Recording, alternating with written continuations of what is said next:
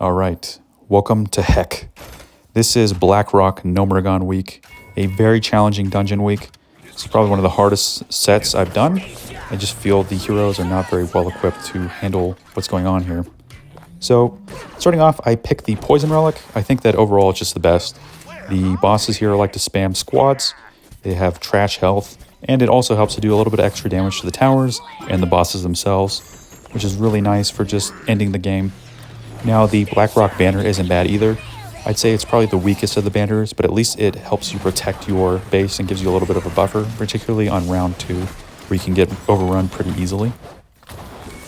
So, the most important thing in stage 1 is to not overextend and to have enough gold to answer what's going on the map. You do not want to rush on this map. And in order to do that, you want to make sure that you're taking control of these safety belts. If you're slow on taking control of the safety belts, they often will spawn like a safe pilot or something. They'll take them, and it's very hard to push into a safety guarded unit because they just don't die. They take 0 damage, they can't be knocked back. So you want to take advantage of that by denying the opponent those. Because if you lose map control, it is very hard to take these other objectives. So while that's going on, I drop whelp eggs on the meeting stone. The flame burst pops the safe pilot as they come out. And I still have control of the meeting stone because flying units cannot contest meeting stones. Now we're going to make a kind of a bad play here, and we're going to push into this target. Generally speaking, you want to try to avoid pushing into the target, but we're going to be able to preserve our fire hammer, which is pretty nice, and hopefully it allows us to get a little bit of damage on the boss. We're going to snag this chest here with our Defias Bandits, which is really nice. If you have lockpicking, it can snag you a little extra gold. And we're going to try and preserve our meeting stone here. Now note, I'm spawning again into the target as it's moving because that target is going to come back around, and by the time my Drakkisath moves forward, it's definitely going to walk into that target. My base is tanking a Harvest Golem, which is okay. We're using our base health as a resource, but we are getting a little bit low, so we have to be careful on doing that in the future. I'm just trying to secure these safe belts because it's very hard to come back into the game if the opponent happens to get one. Now I make a bit of an error here, and my whelp eggs do not pull the chickens away, so I lose control of the meeting stone, which is really bad. But my whelp eggs did do a lot of damage to the boss, and I noticed that the boss is ready to be pumped down.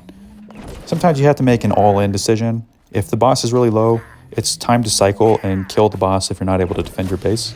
So I'm starting to cycle. I decide to use the Drakkisath to hold the middle and the Harvest Golem because I don't want him to spawn more because he has that meeting stone there.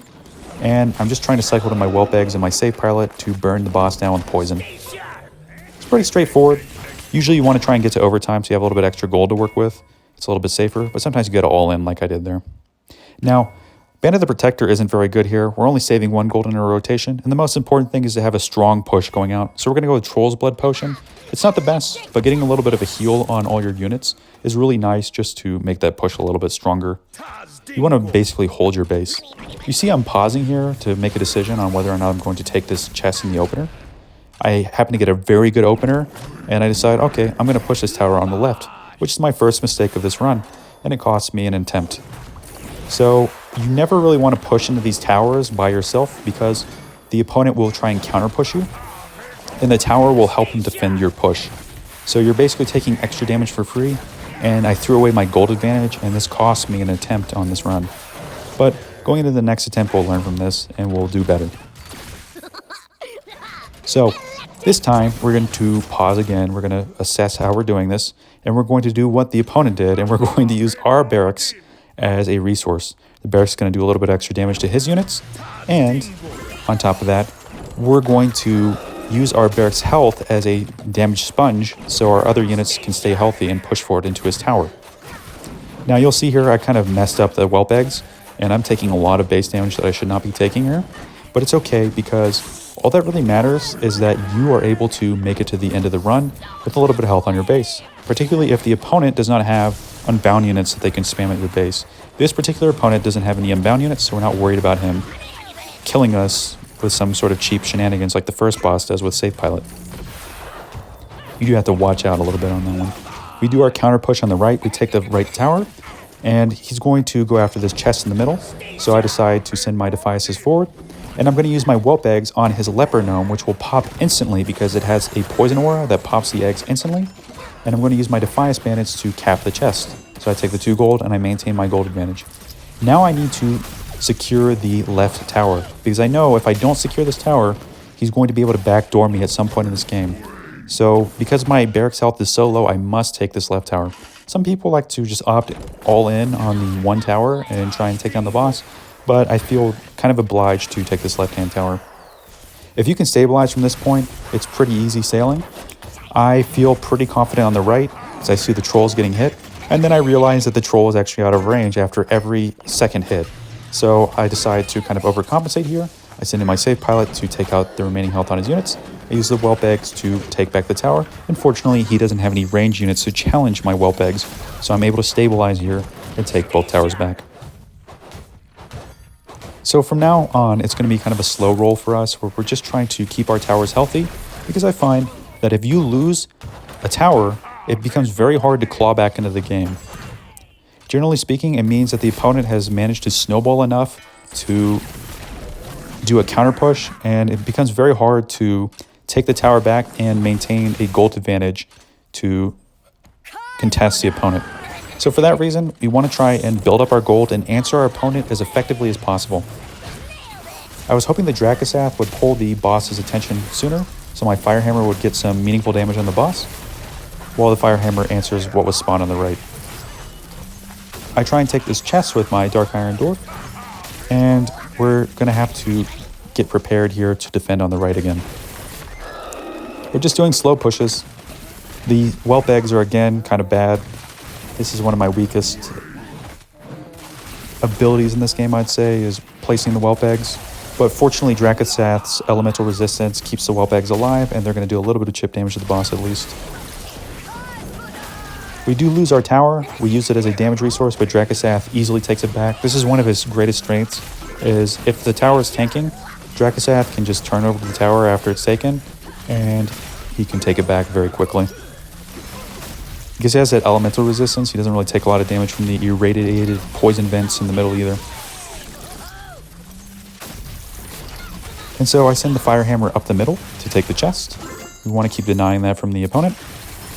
And we're about to go into overtime. So we pull the boss, who has a very slow turn speed, to kill the eggs. And then ideally here you use Quillbore or Dark Iron Miner to spin the boss again.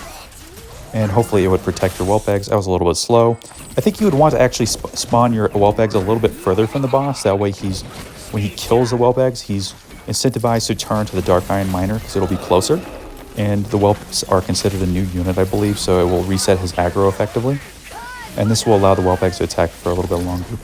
We mess up a bit here, but the Griffin Rider kills some of our eggs, which will do a little bit of damage to the boss. We use the save pilot to kill the Griffin Rider, and the save pilot closes out the game for us, which is really nice. So this is a bit of a victory lap here.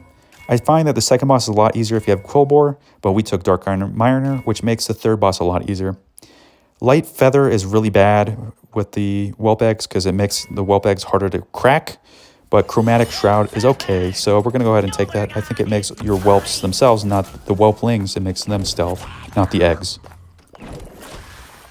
So having all your units be in stealth is pretty nice because it can allow them to do extra damage, as you can see here with Molten Giant. It can allow them to also walk into like things like Ogre Magi or Prowlers without taking damage. You see my Drakkisath is stealth right now, which is pretty nice. So one thing I've noticed about this boss is if you spawn most of your units on one side, he will spawn most of his units on that side.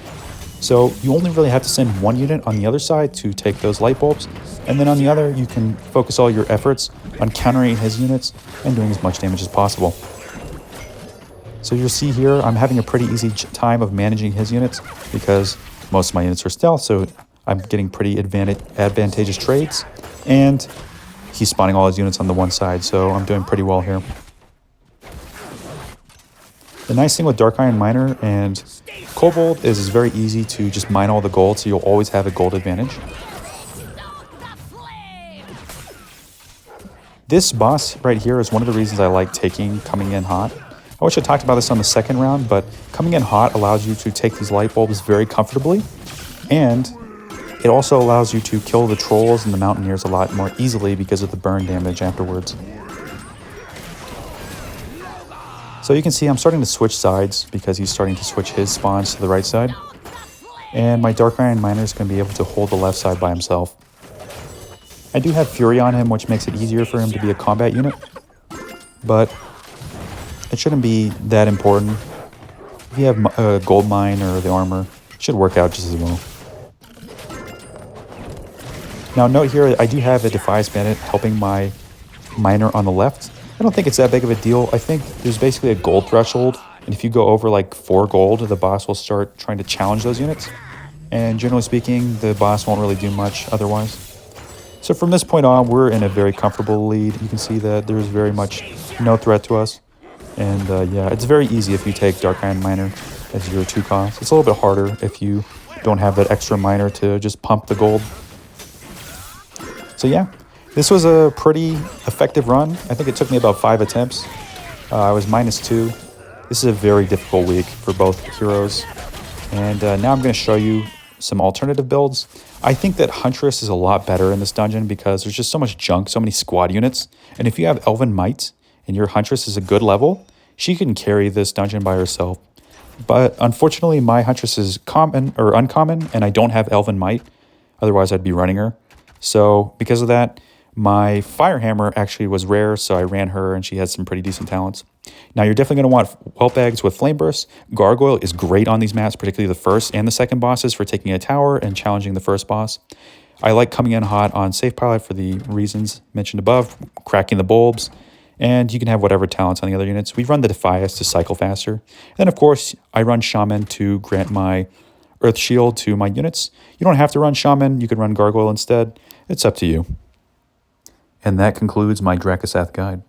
Hopefully soon we'll be taking Rend into the dungeon and seeing how far we can get there. So thank you all for stopping by. I hope to catch you in future videos, and happy rumbling to you. Take care. See you next time.